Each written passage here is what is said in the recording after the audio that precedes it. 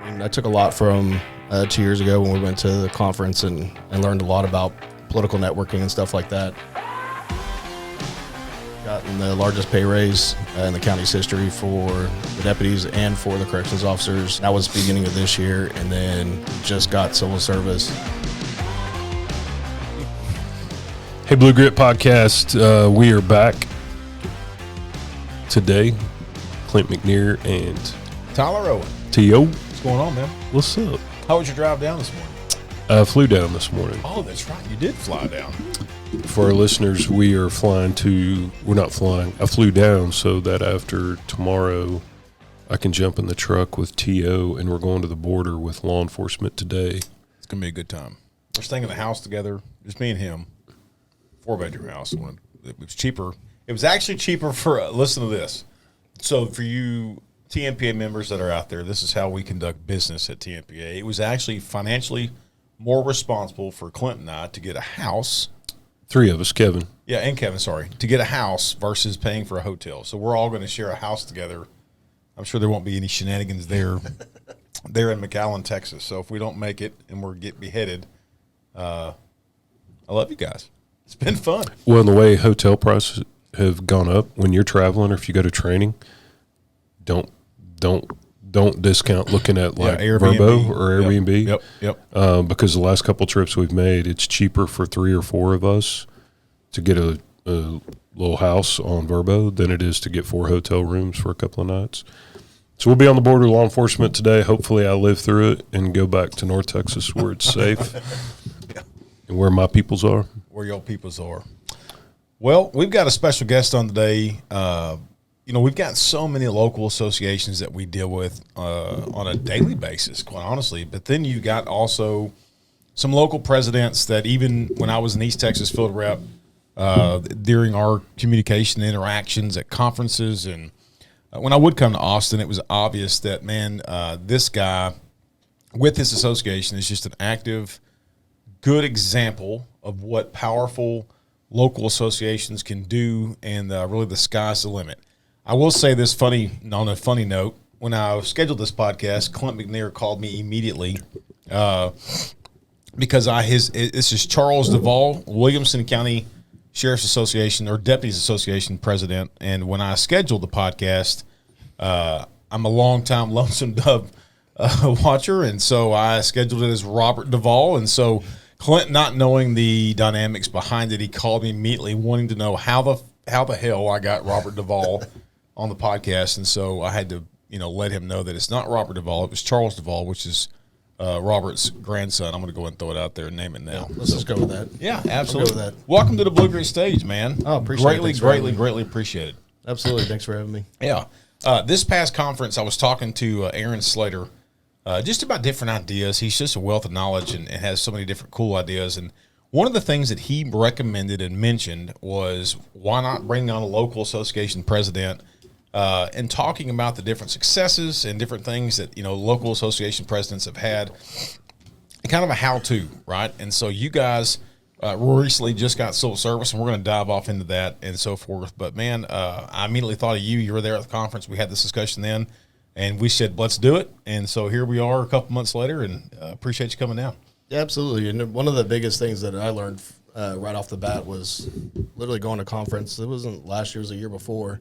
And y'all had the Seattle PLA president on. Yep. And I gained so much knowledge. I was brand new to the association board. I was the vice president at the time, and I learned so much from that guy alone.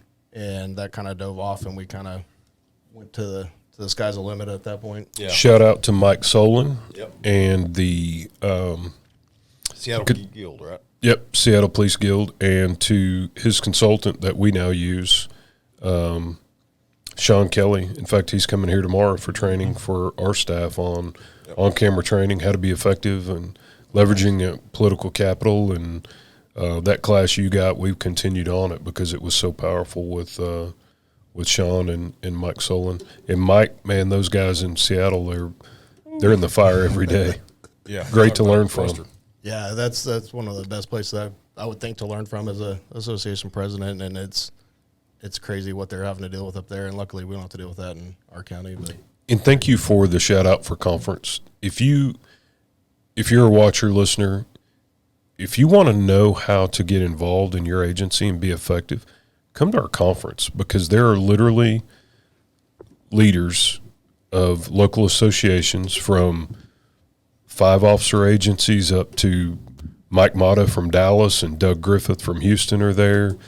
Guys from Harris County Deputies Organization. You can talk to somebody at a 5-person agency, or you can talk to somebody at a 3,500-person agency. Yeah. If you want to network and figure out, how are you guys doing this? How do we get politically strong? Come meet Robert DuVall's best-looking grandson. Yes. Yeah, absolutely. Yeah, it was crazy. I mean, and then just the amount of networking you can do there, and meeting, like you said, all the other association presidents, and kind of getting ideas from what they do and what they've dealt with in the past, and then the classes are phenomenal. Y'all pick some really good speakers out there. Yeah, appreciate that. Well, we like to start off the podcast with our guests just kind of giving a background of where you came from. So let's talk about you. Let's talk about where the hell you grew up, how you got in law enforcement, and what kicked off your career. Yeah, so I was born in Missouri City down by Houston. We moved to South Carolina for 2 years, and then we moved back when I was 6, and grew up in South Austin. Went to Bowie High School. Stayed in the area until I was probably 25, 26, and then moved to Colorado. Went to gunsmithing school. Gunsmithing was not paying the bills, so I started reaching out and went on some ride-outs with some friends and stuff, and fell in love with law enforcement. So, had you always had a calling for law enforcement, or was it just something that kind of was associated because of the gunsmithing trade? I mean, you once you get into the role, you're like, yeah, this is what I was meant to do. At the time, I had no idea what I wanted to do other than play with guns every day, and still get to do that, so that's a plus. But started just throwing applications out there to everything, and got on with the Denver Sheriff's Department. Worked there for almost 3 years, and the amount of congestion, traffic, and everybody that moved up there, like, housing tripled. Like, it was insane. Like, there were deputies that bought their houses for $300,000, and they were selling them for $1.2 million. Cool. Jesus. In a matter of a year. So I'm like, yeah, I can't afford to live here anymore. Denver paid well, but it just wasn't a place for me. It was too busy, and my home's here, so, and all my family's down here. So moved back and got on with APD. Worked there right around 2 or 3 months. Broke my wrist in the academy, had to have surgery. They wouldn't let me stay in the academy, so I left, put myself through an academy, and then got on with Williamson County. Got you. Let's back up just for a minute for the sheriff's office in Colorado. It's a little bit different than Texas. Can you kind of get some insight on how their sheriffs are appointed or elected, or is it where Denver Sheriff's Office, is the county seat Denver, or kind of what did that look like, and where were you? Yeah, Denver's a special place because the county's the same size as the city. So, and then you have your police department and your sheriff's office. The sheriff's office basically only takes care of county buildings, the jail, courthouse, any other county buildings. They do warrants, they do extraditions. So there is some street work involved, but not a lot. It's mainly jailers and stuff like that. But everybody is a commissioned officer up there, as opposed to down here where we have jailer license and we have law enforcement. Okay. Everybody was law enforcement certified in Denver, so we all carried guns. So in the rural parts of Denver, not really inside the city limits, you're still going to be answered with Denver police.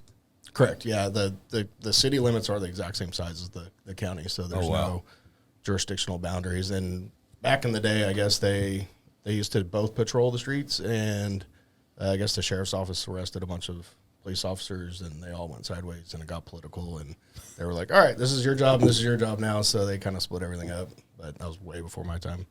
Gotcha. Pretty interesting. Yeah, and the other cool thing, or weird thing, I should say, it's not really cool, but the sheriff's actually appointed up there, not elected. I think there's only one other place, I think it's Las Vegas, that they appoint their sheriff as well, which is kind of weird. But like the county commissioners appoint him, I guess? No, it's actually the mayor's office, the public safety manager under the mayor appoints him. Wow, that is different. Interesting. Yeah, it's very interesting. It gets very political. Like, you think that actual sheriff's race is political. That's a different ballgame up there. Yeah, God. I can see that being beneficial in some parts of Texas, and probably in some counties in Texas, definitely 4 years ago. And we're going to dive off into some political aspects of that. So you went to APD Academy, and then injured your wrist, and then put yourself through the academy. who sponsored you while you were going to the academy here locally? I actually sponsored myself. Okay. So I went self-paid, went through CapCog here in Austin, and as soon as I got out, I got on with Williamson County. In patrol or the jail or? No, in patrol. Cool. So for those that don't know, Williamson County is the county north of Austin, and the county seat is Georgetown. So you've got Leander, Georgetown, Taylor, that area that is very much blowing up is all Williamson County, just north of Travis County. So Yeah, literally the fastest growing county in the state of Texas. yeah, It's insane. yeah, it is. So man, you've worked at Wilco which is Williamson County's Wilco for short, but how long have you worked there currently? I got on in 2016, so 7 years. So you've seen some growth, and you've seen some good days and bad days. Right now that you guys we'll kind of dive off into what it looked like to get civil service, but you guys have a very pro association sheriff with Bill Gleason, Sheriff Gleason. But kind of go into details of how you got involved with the local association. Yeah, Gleason's been a great support of the association, which is phenomenal. It makes my job way easier as far as working together and working towards a goal for the entire agency. But I got in, I guess, 2 years ago now as vice president, and I stayed in there until our president left the agency, and I went up for president, got president, and I've been a president of the association for a little over a year now. Was it something that was just kind of you're the right guy for the job, or right guy for the timing, or how'd that look like? Because I know that whenever you were local president for Garland, it was kind of the right time, and it really wasn't something you longed for or looked forward to. Same was with me, and you it's kind of just a natural knack at it. Was that something that happened to you? Well, we kind of saw it as stagnant since the last admin. Our last sheriff was not very pro our association. And the association was very stagnant. And then when we finally got a sheriff that was pro-association, we decided that, hey, this is an opportunity to kind of make this what we want and go where we need to go with this. And so me, two other canines, and two other patrol deputies stepped up and ran for the board. And we had a whole new board. Like, it was a complete changeover. There wasn't a single person left over from the previous board. Yeah. And so that's been, a year and a half ago. So kind of give us some background or back feed of what made y'all think about the new thing that y'all just got accomplished, and which is a huge accomplishment for a sheriff's office, the civil service. And what does that look like? Yeah, we've actually had quite a few accomplishments since I'm going to say the current board has taken over. We've gotten the largest pay raise in the county's history for the deputies and for the corrections officers. That was the beginning of this year, and then we just got civil service passed last week with, I think we had 470 out of 512 deputies show up and vote, or employees show up and vote. We say this all the time on the podcast, and we talk about it regularly internally. But you can't just show up to the commissioner's court meeting and demand, stomp your feet, bump your chest, and then expect something to happen. You have to have that relationships, that political capital. And what I mean by that is that you probably have a representative from your board, most likely at every single commissioner's meeting. They wear your logo to let the commissioner's court know that you guys are watching. You guys are there. Can you kind of touch on how that's paid y'all back, or what the benefits of that has been? Of establishing that political capital within the local association. Yeah, 100%. Well, by no means do we get along with every commissioner. Let me go ahead and throw that out there, because there are a couple that don't want to give us anything at the end of the day. But when I first took over, I took a lot from 2 years ago when we went to the conference and learned a lot about political networking and stuff like that. And I took it a step further. We came back and we kind of all got together, and I'm like, all right, let's pull everybody's sponsor list from their donations for their election campaigns, and let's start seeing who's pro LE. And so we got everybody's campaign contributors, and we started going through the list, and I knew a couple of them right off the bat, and we reached out to them and like, hey, this is what we're trying to do. And they're like, what do you need from us? We're like, we just need you to hold your candidate that you supported to the fire. Like, make sure that they don't back out of this. And that was when we were doing the pay raise, the massive pay raise. And so we reached out to all of them, got everybody on board. And how was somebody? So the local president right now that's watching or listening, or at least the association board member, how would they obtain that? Because some may not even know how to even get those documents. Yeah, it's all public record. You can go through the elections office and request the contributor list to any candidate in the county or in your city or whatever, and they'll print that out for you, and it actually has how much they donated, their top donors, everything. So pages you can go through there, look at. So you saw this, you identified that, and then you went to those donors and said, look, we need to hold your feet to the fire, or we need to hold the candidate to the fire on this. Can you help us out? And yep. And right after we asked, we immediately went on one of the local radio stations here, Coke FM, and the radio host, Bob Cole's a big supporter of law enforcement. His daughter actually works for our agency, and I've known him since I was a little kid. Me and his daughter grew up in the same neighborhood. And I told him what we were doing. He's like, let's get you on the air. Let's get some community feedback from this. And, we got on the air and we told everybody, hey, at the end of the day, boils down to y'all calling your commissioners and your judge and letting them know that this is something they all want. And judging by the amount of phone calls that I got, they got quite a few phone calls. Yeah. Well, and it's cool to hear that you guys took tools you learned and then implemented them, made them your own, because y'all have not had an easy path. You guys, prior to Sheriff Gleason, you had a sheriff that was narcissist, not an effective leader. You guys are challenged. You have a county judge who walks to the beat of a different drum and is not always there for you guys, but y'all are still effective. You still have figured out a way to build political capital, how to leverage that political capital, and that's a tightrope that you have to walk. We get a lot of phone calls, and guys are like, I just don't want to be involved in politics. We don't have a choice. No, I mean, yep. It's unfortunate. You either sit at the table or you're on the menu getting served up and devoured, and it's better to be sitting at the table than to be on the menu. And knowing when to, and when Tyler was a POA president at his local, he had a very unique ability to measure when do I have political capital and I am in a position of power to flex a little bit, or I'm not currently in a position to push and I need to work on some relationship building and mend bridges and find new relationships. And that's an art. It's not as Kevin Lawrence always says, it's an art, not a science. And you guys have done a great job of that. And you can not play politics and not get anything, or you can professionally play politics and you guys got a raise. You now have civil service, and there's sheriff's departments all over Texas right now that would love to have a raise in civil service protection. And you guys have taken tools, implemented those tools, and been very effective. And you have a supportive sheriff now, but the politics there still are a little salty at times, and you guys are doing a damn good job navigating that. Yeah, politics it's insane. Like, I never knew, first off, how much money revolved around politics, but second is like how they go at each other all the time, like Democrats versus Republicans. And in our commissioner's court, there's one Democrat on there, and whenever she makes a motion, it almost every time dies because the Republicans won't vote for it no matter what it is. It could be to give everybody a pay raise, and they're still not going to do it just because she's the one who made it. And that's one of the political adversities that you have to get over and know who your targets are and how to get them and hold their feet to the fire, like I said.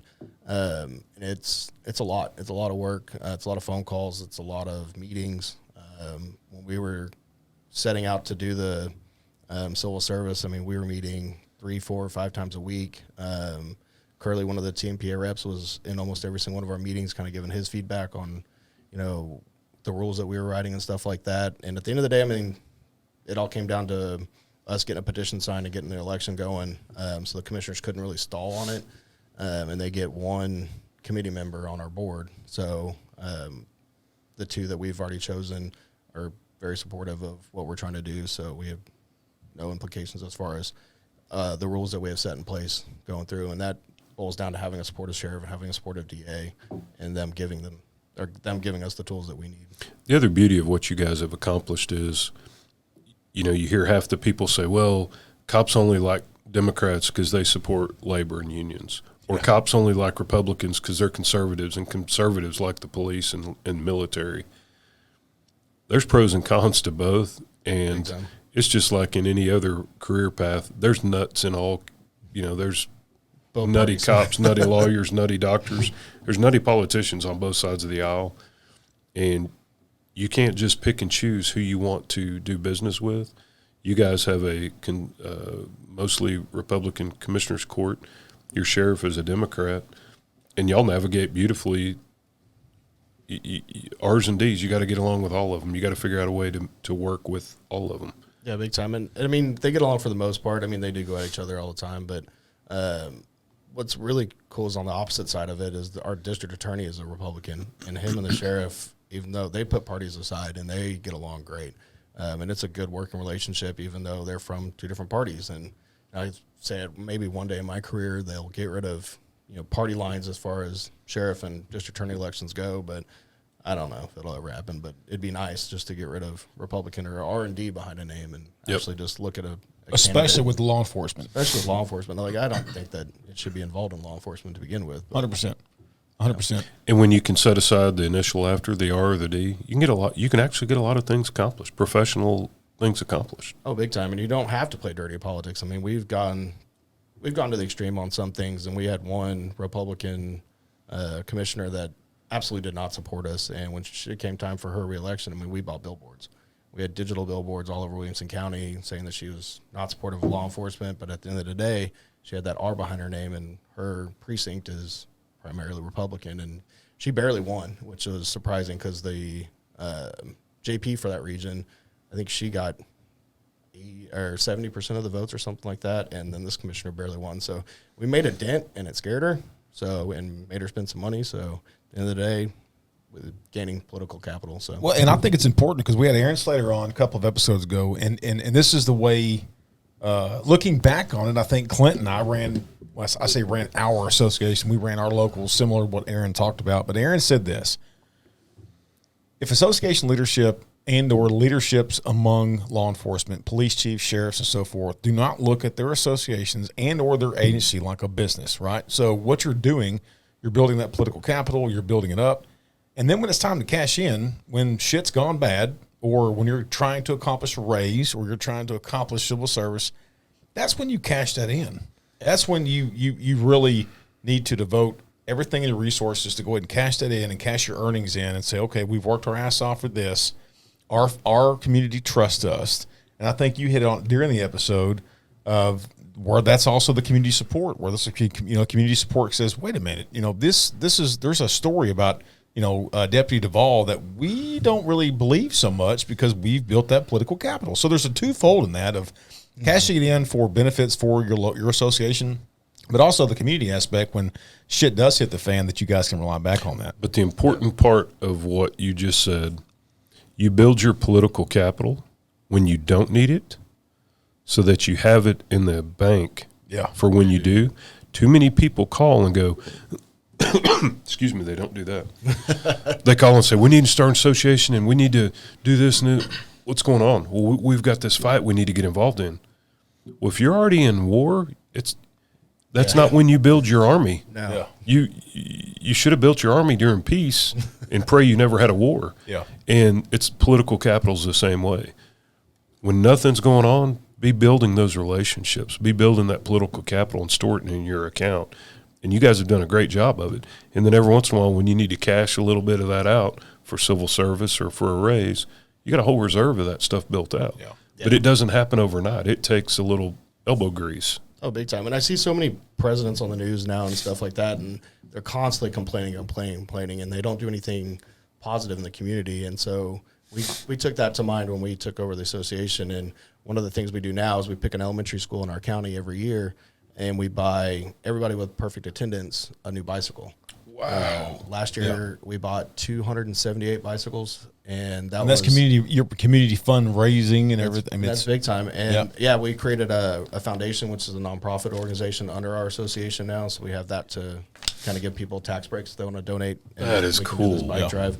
And they went from having, I think, 48 kids with perfect attendance the year before to 278 the next year. So it was a pretty big deal. And this year we're right back at it. We're doing Florence Elementary in Florence, Texas. So That is awesome. yeah, and it's one of those things, right? It's, creating a political atmosphere, or your relationships and building better trust in the community, right? They don't see Deputy DuVall out there. They see the Williamson County Sheriff's or the Williamson County Deputies Association out there that just donated 278 bikes to an elementary school. And then the next thing you know, when you need to turn around and depend on the community and fight for either money or whatever benefits or whatever, you have the community's backing, right? Because they see you out in the community doing positive things, and then you can recreate a better feeling. You're not just some jackass that wrote him a ticket. Yeah. Exactly, and you're not just complaining on the news every other week about something or this, that. And back to your point, it's picking your battles, right? So you can't just, every little adversity you come across, you can't just go to the media and start fighting. It's one of those things, it's like you have to give and take a little bit here. It's like, all right, yeah, that's not that big of a deal to us right now because we got this brewing, right? And so this past year, or this past budget cycle, I should say, we fought for increasing our staffing quite a bit. On patrol, we wanted 22 new bodies. And we had that from the judge, but then when it came down to the vote, it became political, and the Democrat made the vote to give us 11 right off the bat, and then 11 halfway through the fiscal year, and it died to the lack of second. So she made another motion to give us the 22, died lack of second, because she's a Democrat. So it's one of those things, it's like, yeah, we fought it a little bit. We went on the news and fought it a little bit, but at the end of the day, I let it die because the ultimate goal this year was civil service. So we fought a little bit on it, but not as much as we could have, because we wanted to get civil service. So but that's where the significant mindset of having somebody like you in leadership, where you may, and I wouldn't even so much call it a loss, but you're going to pick that battle. That war is later on. That war is coming. Oh, right? 100%. Yeah, it's coming next year. We did get 4 deputy positions at the end of the day after we went on the news and basically said that we're the largest growing county in the state of Texas, and they didn't give us a single extra body, and we haven't increased our staffing since 2010. So, like, what are we doing? Yeah. Well, and that's a super valid point, too, you brought up. There was an association several years back that I had to do some work with, and all they did was call the city manager, who everybody had a great working relationship with, but all they did was call him every day, chewing him out, and this sucks, and we don't have this, and screw you, and we don't have this, and we don't have that. Well, then they called me one day, and they were like, a city manager won't meet with us anymore. And I'm like, I'd quit meeting with you, too. You call him every day just to cuss him and whine and complain. I'm surprised you're surprised. I mean, crying wolf. You can't cry wolf. Yeah. No, you can't. 'Cause when you actually need something, you're not going to get it. Another thing we do every year is right around Christmas, we send each of our commissioners and the judge just kind of a gift basket or something, just to kind of rekindle relationships, right? Because we stop talking for periods of time, and it kind of forces them to reach out and be like, hey, thanks, or text or email or call or whatever, and kind of refires up relationships and stuff like that. It's not buttering them up, but it's refiring relationships and creating a positive. The judge was super mad at me when I went on the news and about the whole increasing staffing. Yeah. And wouldn't talk to me for a couple months. And then when he saw what we did with civil service, he immediately called because we got a 90% voter turnout. And he was like, how did you do it? Can you run my campaign? Like all this stuff. And just rekindled the relationship, and now we're talking again, and it's one of those things, and he's going to get a Christmas gift at the end of the year, and so it'll rekindle that relationship. Well, and it's even better for those that call Tmpa, local leaders, that we get Tmpa legal calls probably every day.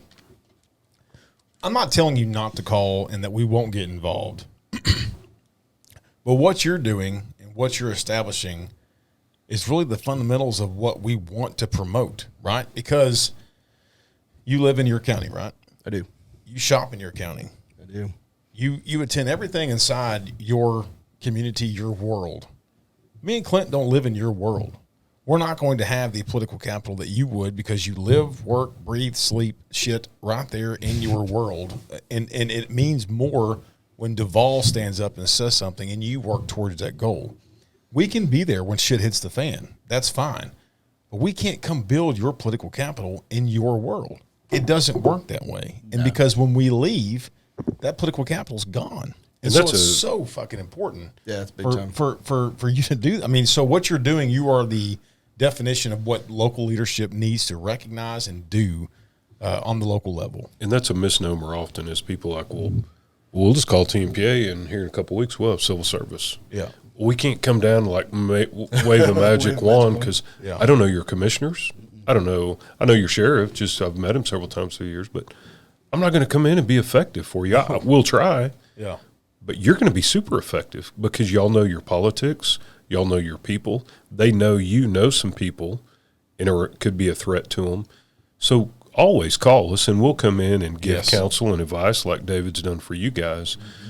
But a lot of times folks will call Tmpa, and we'll have civil service here in a few weeks, and it just doesn't work that way. No. I love it. I love that they think that we possess the ability to do that, but we are here for counsel and to help and mentor and you know, advise on roles like that. But you guys are nailing it, and I love seeing organizations that effectively understand the game, because once you get in the game, Forney PD, Plano PD, there's a lot of organizations around that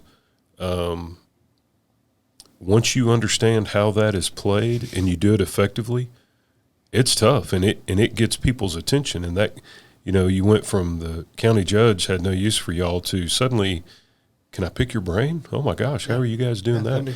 Can you run my election? Yeah, and the coin can flip pretty quick when people start realizing the political capital that you guys possess. That becomes something you can't measure the value of that. Yep. No, and we actually when we were going through with the pay raise, we actually endorsed the county judge at the time, and everybody's like, well, we don't trust him, we don't trust him, we don't trust him. And I had several meetings just so everybody in our membership could make the meetings, and the sheriff actually attended one of them, and I was like, my first and opening statement is, does anybody in here trust a politician? And the sheriff's sitting right there, and I'm like, well, other than him, because he's a cop's cop. But, sorry, sir. Yeah, sorry. But I was like, well, when he gets fired, he's going to laugh, and he laughed. So, but it's true. Like, you can't, like, these guys will try to be your friends, and they're, at the end of the day, they're not your friends. You need to have good working relationships with them, but when they try to be your friends, I mean, it's opposite, where you keep your friends close and your enemies closer. It's flipped in politics, right? So you keep your enemies close, but you keep your friends even closer, because the people that are trying to make friends with you, they want something.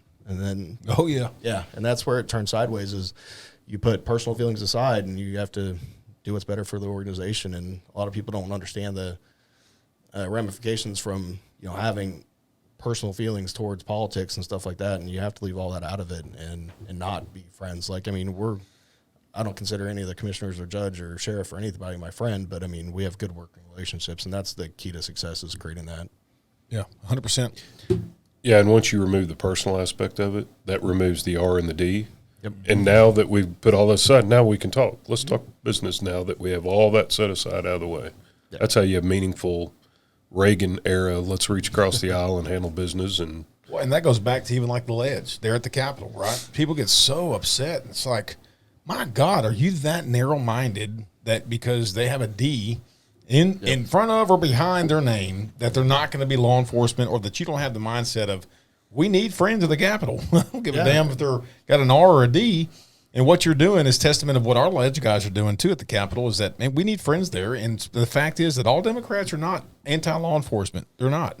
And if you have to have that mindset of, we need friends everywhere, to support us. So kudos for you for doing that, man. It's been cool to watch, seeing you at the first conference, and then now to seeing what the successes that you and the entire board is doing. Man, it's pretty neat. It is pretty neat on my end. So what a flip you guys have transitioned from a sheriff that from your last sheriff to your sheriff now. Yeah. I guess the morale, I guess everything is just a 180. I mean, I can't imagine. Often you see changes when you get a different leader, but I mean, y'all couldn't have gone from one end of the spectrum to another any further. Oh, 100%. And when I worked at Denver, I mean, I went through 4 or 5 sheriffs in the amount of time that I was there, and never had to worry about my job, right? Because they're appointed, and we fall under union and stuff up there, so you have job protection up there. But when I came here, I'm like, and Chody took office, everybody was like, a lot of people were scared they're going to get fired. And I'm like, what are you talking about? Like, why is he going to fire us? And they were like, he can do that. And I'm like, what do you mean he can do that? Like, he can come in and fire anybody he wants. And I'm like, are you kidding me? And like, So every 4 years, it's a constant scare. And I'm like, something's got to be done about this. And that's when, our board's been very progressive as far as down at the Capitol as well. Previous boards and current board too. We were down at the Capitol this last session as well, and putting our name on bills. But the previous board members have gone all the way to the Capitol, gotten bills changed and put into place where we could become civil service. It got shot down by the sheriff at the time, and then Wilson took over. It died again, and then Chody took over. They were trying to do it, and then they had passed some bill where we couldn't use the county census to get civil service for like a 2-year period or something like that. So we had to wait even further, and then Gleason took office, and then Gleason was like, no, like this is a campaign promise of mine. We're going to make this happen. And I'm like, cool. Because he grew up in the sheriff's office. I mean, he started as a corrections officer and moved his way all the way up. So he knows what it's like every 4 years when we get a new sheriff, or 8 or 12 years when you get a new sheriff, and how scary it can be because you don't know if you've rubbed them the wrong way. And, after I went on the courthouse lawn and outed our judge, I was like, if we don't get service, and, a Republican takes over, I'm the first person they're going to fire. But now I don't have to worry about that because we're not at will anymore. So it's a blessing to be able to do that. Yep, I agree. Well, what advice do you have? We're kind of nearing the end. What advice do you have to the stagnant leadership, local leadership, association leadership, or the president that just got sworn in yesterday and that just took over a stagnant association, or even an old association? What advice do you have from the lens of you, DuVall? So what advice can you give them? Yeah, I mean, you can't half-ass it. You can't. You have to go full throttle. And one of the biggest things that I always tell people, they're like, thank you for doing all this. Thank you. And I'm a canine handler at the end of the day, but I think I spend more time doing association stuff that I don't get paid for the betterment of the department, right? Because it's going to have long-lasting effects. But it's go full throttle, create a positive image in the community. That's your biggest political clout, because at the end of the day, those are your voters. And those are the people that are going to affect who you're trying to fight at the end of the day. And the other thing is get good working relationships, whether it be the city council. And I know the Seattle POA president talked about that at the conference, is, know who you can trust and who you can as far as who's going to back you at the end of the day, and make friends with those people. Make friends with everybody that you can, but at the end of the day, some people aren't going to back you, and it is what it is, right? They just look like fools at the end of the day because you actually reached out and you're like, well, I thought we were cool. But so yeah, creating a positive feel in the community and a positive image in the community, and doing good things, whether it be a bike drive or just some sort of celebration. And we do a mid-year thing at the elementary schools too. We buy them we have a pizza party for whoever's currently has perfect attendance. So, and the news media comes to that as well. And so you're getting basically 2 positive images out of one overall thing. But whether you just go to a school and give them ice cream for a day or something like that, and invite the media and blast it out on social media, it's creating a positive image in the community. And at the end of the day, that's going to weigh heavier on who you're going against than anything. But creating those good working relationships. And, I made the mistake once of trusting a political leader, and that bit me in the ass. So it's a learning curve. It was a huge learning curve for me. I thought about this. You and I just came on Tmpa full time during this last conference. One of my main jobs, for people that don't know, is to serve Tmpa and serve the social media aspect with Tmpa, do the communication side of it. But my other job, within my job, is to work for you guys, is to work for local association leaderships, pushing out graphics, pushing out, helping out with press releases and so forth. I never want to take control and try to put words in your mouth or take over that aspect. But can you give kind of an explanation of how Tmpa has assisted you as a local association president, and how we've assisted you guys on the social media and branding and communication side of it? Yeah, Tmpa has been a big part of our association as far as decisions we make and where we kind of run with things, and donors too. I mean, they donate to our bike drive every year, which is we're extremely thankful for. But one of the cool things that you've done for us is blasting out social media for us, whether it's the pay raise or whether it's I think you blasted out for us when we didn't get the staffing that we wanted. And then also this last time we got civil service, and that helps build your POA or your association's political clout as well, too, because it shows that you have Tmpa's backing, which is a huge organization, and a lot of political leaders are scared of bigger organizations, right? You can't just go in there and fight for them, but if you have the backing of, you know, a major organization in the state of Texas, then it's going to weigh.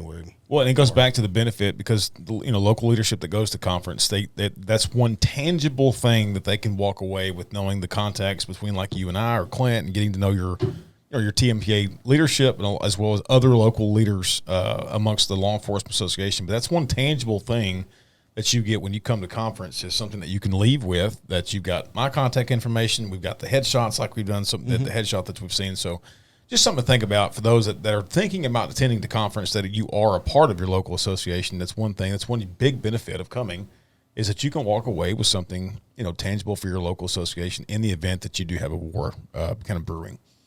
So, amen. You like that, dude? Amen. Wowza. Wow. I got a compliment from Clint. This is the other cool thing is, like, I mean, when we were talking at this last conference, you know, I brought it up to you. I'm like, hey, can y'all do a podcast on?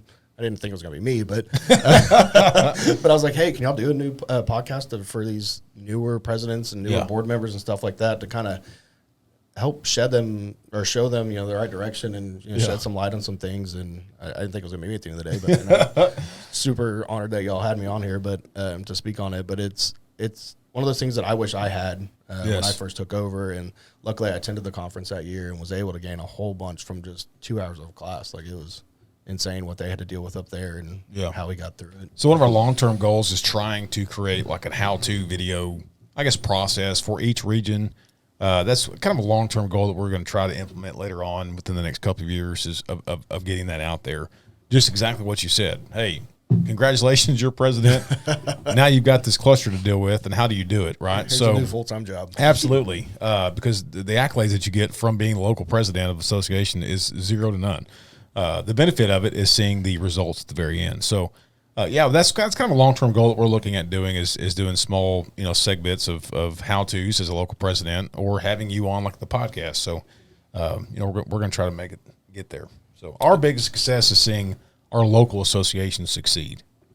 That's a huge success and a huge testament to our field reps and the relationships that they've got out in the field. But seeing our local associations, such as Williamson County Deputies Association, seeing you guys succeed at a local topic, man, that's it's heartwarming for us as field reps to see, or Tmpa. But man, what a testament to y'all's hard work.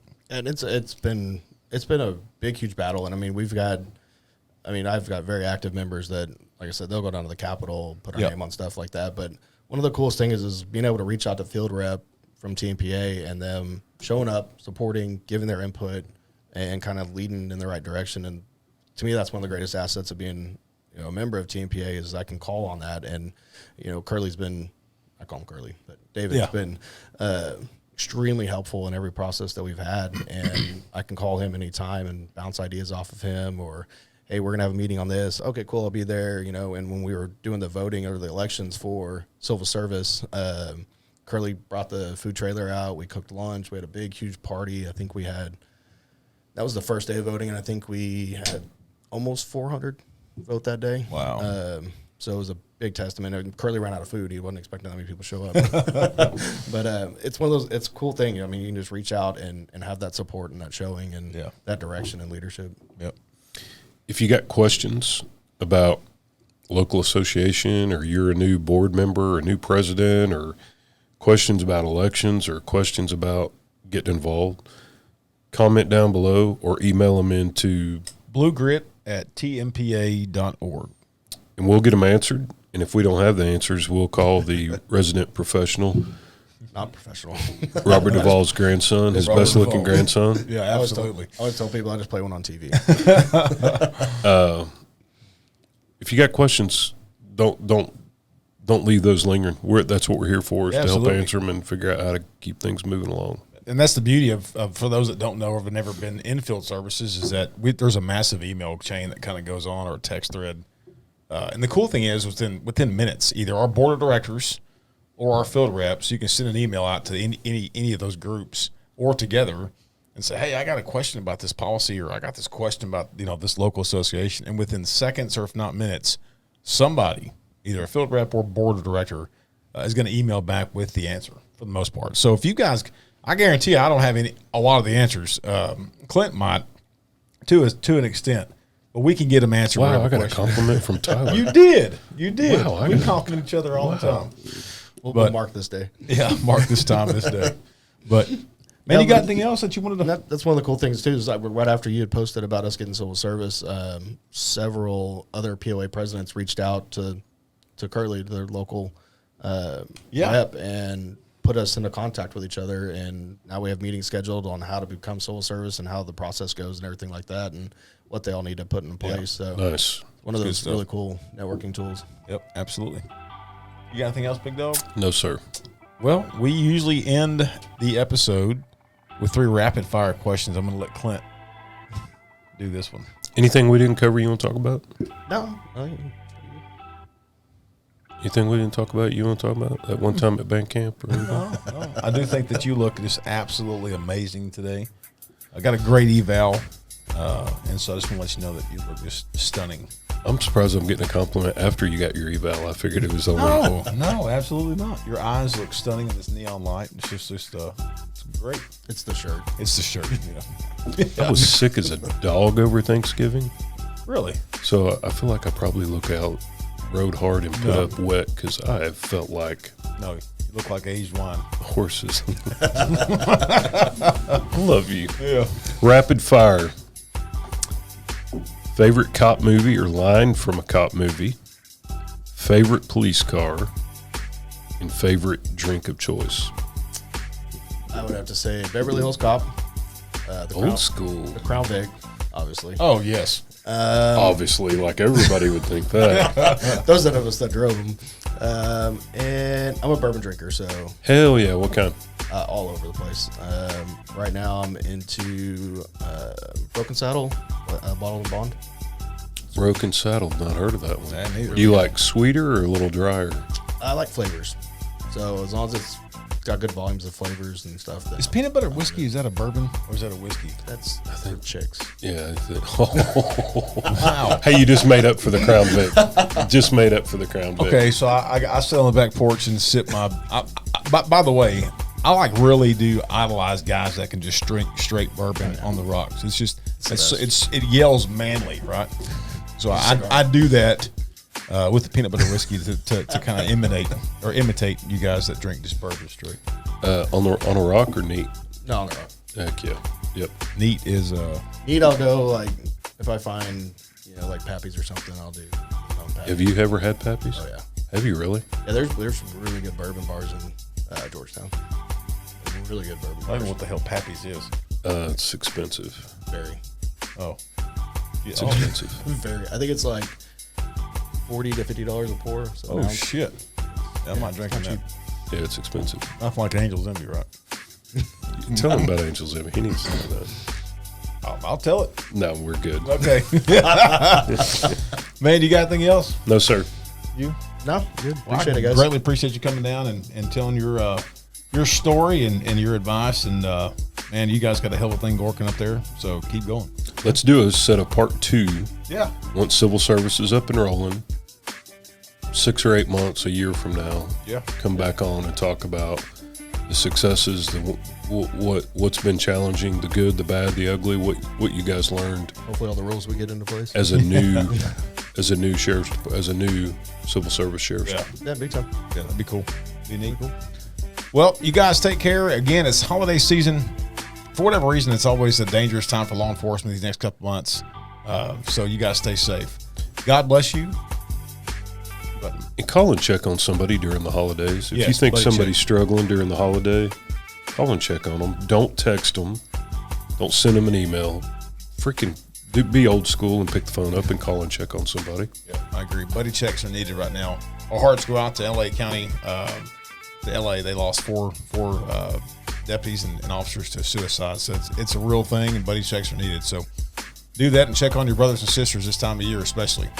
God bless you guys, and as always, may God bless Texas. We're out.